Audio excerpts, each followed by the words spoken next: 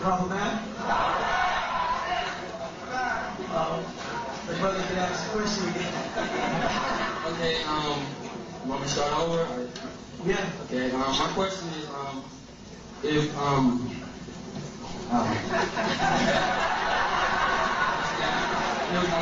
Inky was saying here to be ruler over the earth, and Anusin and little ruler over the skies to correct everything. My question is, the Inky send you redeeming himself by sending his son Murdoch, showing that he can do things as said to be done, or did Anu send you, or master teacher? Anu sends Inky, and Anu sends me. Inky couldn't send me anywhere. Because though I am spiritually related to Inky as his son, I reject everything Inky stands for because he opposed Anu. And it was a strong decision because I was conceived through a reptilian wife of Inky as a disagreeable, a warrior, a defender. And I had to change my whole genetic structure recalibrated so that I could work on behalf of Anu, but act as a defender of the innocent at the same time. So I had to be given the ability to kill when killing is not in the Anunnaki's nature. Thus it was necessary to be born to Eve, who was a reptilian, and I'd have a reptilian mentality as well as an Anunnaki's mentality as far as agreeable, and disagreeable way. I had to have both of those attributes because this is what you have. You have both an agreeable nature and a disagreeable nature sitting in this room. I don't mean there are some agreeable people and some disagreeable people. Everybody sitting in this room has agreeable in them and disagreeable. Everybody has a little devil in them. Everybody has a little God in them. In order for the being to come to you, to raise you up, they've got to have the kind of nature you have so that you can't trick them, because you're very good at it. Not this time.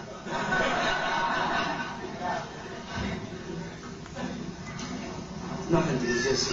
Don't want to triple. Anything else? The brother from Washington came down a long way, and people from Washington, I assume, are in the house. Good to see you all out here. He did a very good job. He's a good teacher. I know you'll learn it.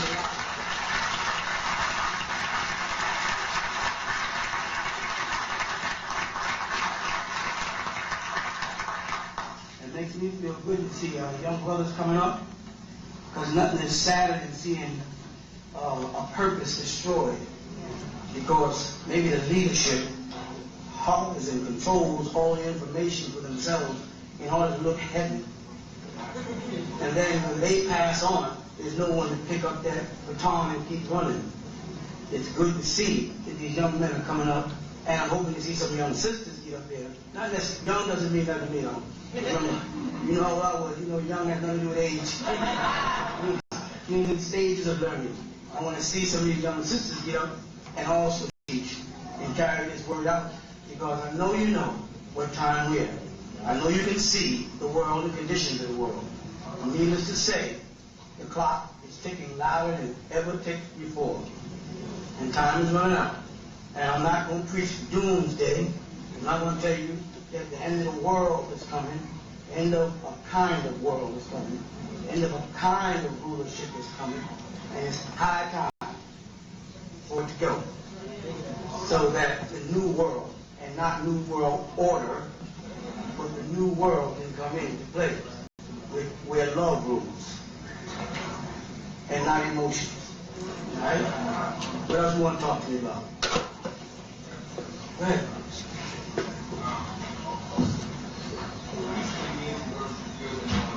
Me and some brothers was building on the idea of why is it we have to get back to a state of Wapu, and we were looking at it as a neutral state. Okay, and I was thinking on that. Sorry, you look at it as a neutral state. Yeah, we looked at it as a neutral state. I'm saying Wapu as a neutral state. And whatever that means. I don't know what that means. I'll go with you with that. I don't know what it means. Go ahead. Okay, but I was looking at that and I was thinking, well, maybe while we're here dealing with this society, we have to focus more on our positive nature and suppress the disagreeable side of us, so that we could kind of like balance things out. Because I remember when you were saying that our planet has been surrounded by a almost disagreeable crystal-like energy thing, and I was thinking that if we were to focus more on our positive nature, suppress the disagreeable, will balance things out and allow us to be able to cope with the things that's going on in this society now. But later on, once we establish our state of Nuwapu, we will then be able to get back to that neutral state and then exercise both our agreeable and disagreeable using sound right reasoning. So if that's what's going on, is that what's going on? Is that why we have to focus more on our positive nature? That probably a little heavier than what I would say.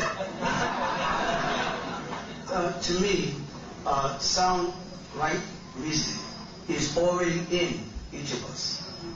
What has happened is all our reasoning, our sound judgments, and most important, right decisions has been overlaid by theatrics. In other words, it took out reason and replaced it with belief. And in belief, if you try to reason out what you believe, then you'll be called a blasphemer or a troublemaker. If you belong to a religious denomination, let's say Christianity, for instance, for starters, and you're a devout Christian, and someone attempts to assassinate the Pope, you follow? You say that's a very sad thing. That's a very sick thing to do. That's how you see it. And that is a way to see it. But in Nuwapu, the next way to see it is, why is the Pope ducking? You follow? Why would the Pope attempt not to die if the greatest of all glories is to be back in the bosom of God? And if you are the Pope, you're about as close to the bosom of God as most or any man could possibly be. You have to ask, see, what Nuwapu does is it raises that kind of question through reasoning that bothers people. Because it says, why is the Pope driving around in a bulletproof vehicle if him and God is tight? Why is he trying to tell me to be good in order to go to heaven to be with God, and he don't want to go to heaven? Billy Graham passed out giving a lecture, and he's on his fourth collapse. His fourth collapse. And he is fighting to live. He is trying to live. He's got all kind of tubes in him, and breathing machines and heart pumping machines, and he wants to live. I would assume, get with me, I would assume that Billy Graham would want to die if Billy Graham believes in heaven. If he believes that when you die, you go to God and you go to heaven, why is he trying so hard to stay here? And the first thing that happens to most of the people in this room, once they become frustrated, is, I don't want to live. If they're religious, they don't want to go to God. Why is the Pope and Billy Graham and a multiple amount of other religious leaders, including my beloved brother, Minister Louis Farrakhan, standing around with a bunch of bodyguards standing around? And why doesn't he want to die if he believes in heaven? I don't believe in heaven. So I know some niggas can stand up with a gun right now and pull the trigger. So I got to learn to duck, because I don't believe. I don't believe in that shit.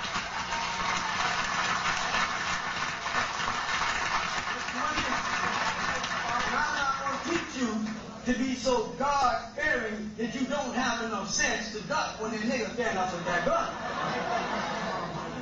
But the men that say they believe that they're